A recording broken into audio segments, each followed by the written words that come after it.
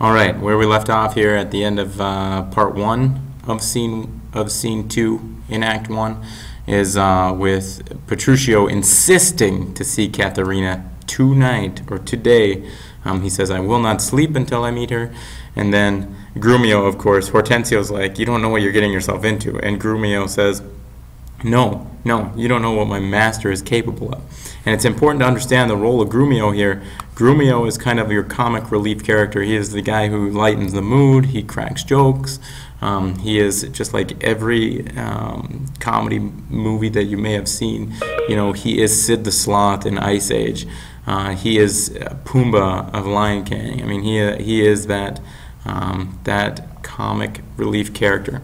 So he's going to offer comments throughout the rest of scene 2 here, and Petruchio is going to meet Baptista's daughters, however, not before they run into Gremio, who is going to be introducing Lucentio as a tutor to try and get a leg up on his buddy Hortensio. So even though Hortensio and Gremio came to a pact that they would not pursue Bianca until they found somebody for Kate, Hortensio is going to make a deal with Petruchio, and Gremio is going to make a deal with Lucentio in order to try to get a leg up in Baptista's mind.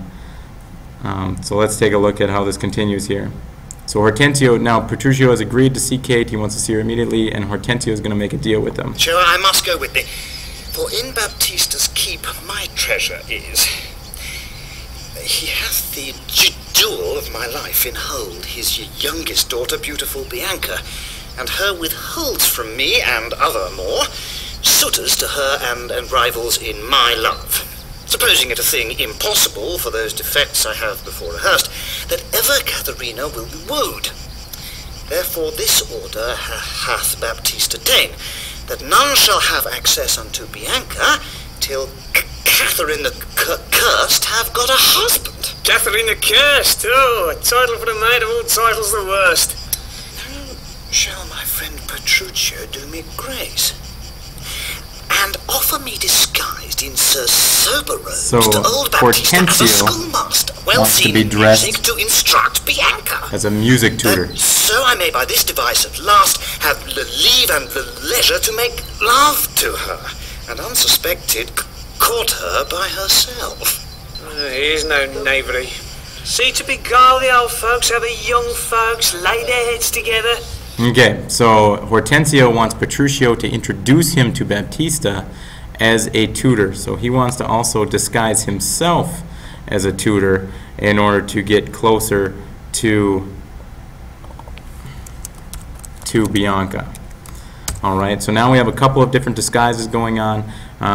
And notice how the pact that Gremio and Hortensio initially made when they said, you know, let's call a truce and then we'll have two it afresh again, he says, that doesn't quite last. Because now down the street, right where they're talking, they see Gremio and Lucentio walking, and Lucentio has his disguise on. He is disguised as a tutor.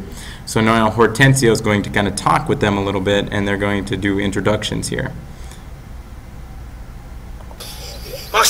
Master, look about you. Who goes there? Huh? Peace, Grumio, it is the arrival of my love, Petruchio. Stand by a while. So they're going to sit and listen just for a bit. Oh, very well, I have perused the notes. Hark you, sir. I have them very fairly bound. All books of love. See that in any hand. And see you read no other lectures to her. You understand me? Over and besides Signor Baptista's liberality, I'll mend it with a largesse. Take your paper, too, and let me have them very well perfumed, for she is sweeter than perfume itself to whom they go. What will you read to her?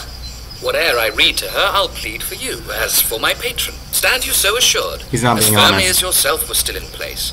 Yea, and perhaps with more successful words than you, unless you were a scholar, sir. Oh, this learning, what a thing it is. Oh, this woodcock, what an ass it is. Please, Sarah. Okay, so before they let on that they are on the same street and they can hear them, they kind of listen to what they have to say. And notice how Gremio tells Lucentio, who he thinks is a tutor, to tutor Bianca. He gives him books about love, and he wants him to mention his name, Gremio's name, as he tutors Bianca on love, to kind of give him a leg up on Hortensio.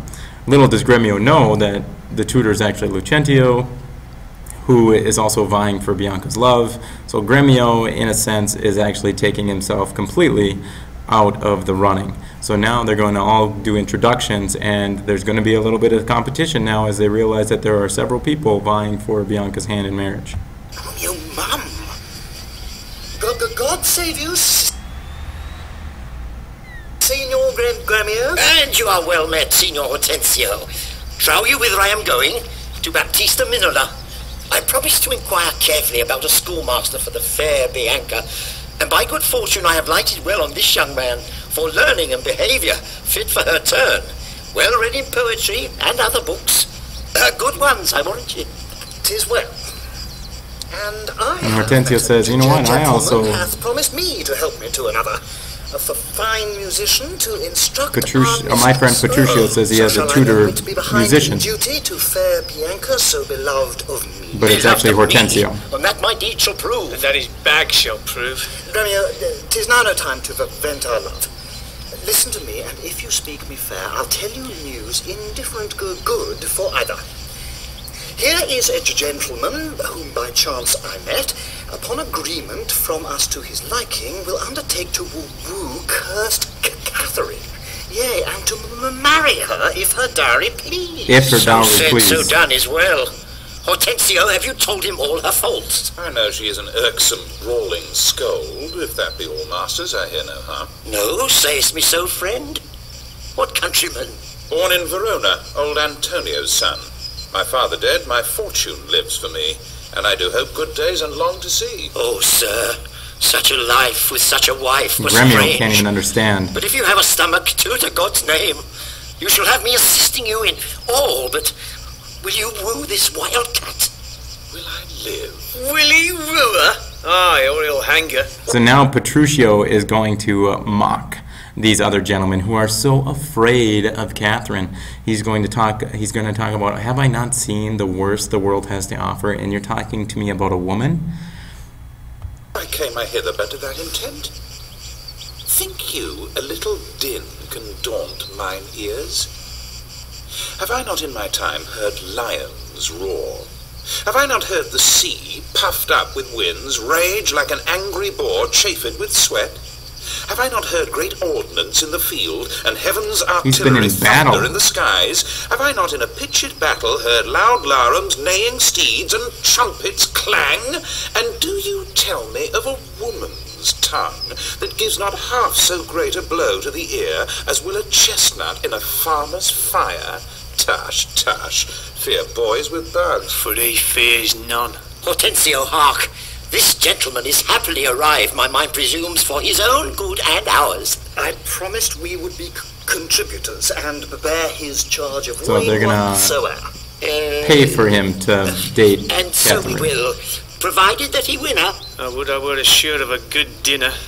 Gentlemen, God save you, if I may. So now in comes Tranio, and remember Tranio is playing the part of Lucentio. So he's dressed in disguise, it says brave. He is wearing clothes that raise his status as one that would be of a noble stature, such as Lucentio. So he's going to request to see Bianca, and of course that's going to irritate Hortensio and Gremio. May be bold. Tell me, I beseech you, which is the readiest way to the house of Signor Baptista Minola? He that has the two fair daughters, is he, you mean? Even he, Biondello. Hark you, sir. You mean not her to woo? Perhaps him and her, sir. What have you to do? Not her that chide, sir, at any hand, I pray. I love no chiders, sir. Biondello, let's away. Well begun, Tranio. So, what word ere you go? Are you a suitor to the maid you talk of, yea or no? And if I be, sir, is it any offence? No. If without more words, you will get you hence. Why, sir, I pray. So now there's a little Are not these competition. streets as free for me as for you? But so is not she. For what reason, I beseech you? For this reason, if you'll know, that she's the choice love of Signor Gremio. That she's the chosen of Signor Hortensio. So, and now you'll notice, Lucentio had an aside with Tranio saying, well done, Tranio, keep going. And that's an aside between the two characters, assuming that the other characters can't hear. But obviously they have to say it loud enough so the whole audience can hear. So you would be assuming that the other characters can't hear. And then knowing something that the other characters don't know is a form of irony that you're going to have to look up for class on Monday. So make sure you look that up for class. So Tranio now is playing the role of Lucentio, vying for Bianca's hand in marriage. Why? That's for us to kind of figure out as we go. Softly, my masters. If you be gentlemen, do me this right. Hear me with patience. Baptista is a noble gentleman, to whom my father is not all unknown, and were his daughter fairer than she is, she may more suitors have than me for one. Fair leader's daughter had 1,000 wooers, then well one more may fair Bianca have, and so she shall. Lucentio shall make one. He's gonna vie for Bianca's hand in marriage? What, this gentleman without talk at all? Sir, give him head. I know he'll prove a jade. And so Lucentio's saying, don't worry about him. So let me be so bold as to ask you, did you yet ever see Baptista's daughter? No, sir, but I do hear that he hath two. The one is famous for a scolding tongue, as is the other for beauteous modesty. Sir, the first's for me. Let her go by. Yea, leave that labour to great Hercules. So nobody thinks Petruchio can tame her. Sir, understand you this of me in sooth. The youngest daughter whom you hearken for, her father keeps from all access of suitors, and will not promise her to any man until the elder sister first be wed. The younger then is free, and not before. So Petruchio lays out the plan. So, sir, that you are the man must stead us all, and me amongst the rest. And if you break the ice, and do this feat, achieve the elder, set the younger free for our access, whose hap shall be to have her will not so graceless be to be in great. So you say well, and well you do conceive, and since you do profess to be a suitor, you must, as we do, gratify this gentleman, to whom we all rest generally beholding. So he says, we gotta help support this man as he dates Catherine, and then not really pursue Bianca until that time. And Tranio, of course, will agree with this because he's not really pursuing Bianca anyway. In fact, maybe he's just there to try and distract the other two from pursuing her, so that Lucentio, who will be tutoring her, can kind of get in a little closer. Sir, I shall not be slack, in sign whereof, please ye we may convey this afternoon, and quaff carouses to our mistress' health, and do as adversaries do in law. Strive mightily, but eat and drink as friends. Oh, excellent motion. Fellas, let's be gone. The motion's good indeed, and be it so. Petruchio, I shall be your benvenuto. All right, so the scene is set now for Petruchio to meet Kate, and for the tutors to be introduced as Bianca's schoolmasters. We don't know how this is going to play out. Petruchio's got a very strong personality, and what we saw in scene 1 is that Kate also has a very strong personality. So how they're going to interact with each other is going to be quite interesting. So, and that's where we'll start off for the next reading. Will be the beginning of Act 2 and the interactions with the sisters as well as with the gentleman and the sisters.